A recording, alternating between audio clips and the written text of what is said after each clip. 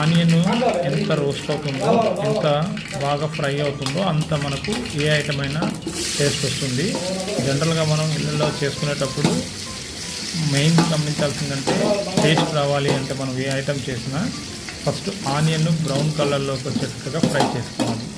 Bachelors మ్యాక్సిమంగా వండేటప్పుడు ఏం చేస్తారంటే ఆనియన్ని లైట్గా అలా వేసేసి ఒక 5 నిమిషాలు అది బాగా చూసుకోకుండానే వేసేస్తారు. వేసి ఐటమ్ తయారు చేసేస్తారు. దానివల్ల రుచి రాదు. శనగపప్పును కూడా వేసుకోవాలి. కొంచెం లైట్గా కడిగి ఆ కడిగిన దాన్ని తీసుకొచ్చి నీట్గా డ్రై చేసి దానిలో వేసేయాలి. పప్పుని మొత్తం రోస్ట్ అయ్యేటట్టుగా బాగా కలిపెట్టుకోవాలి.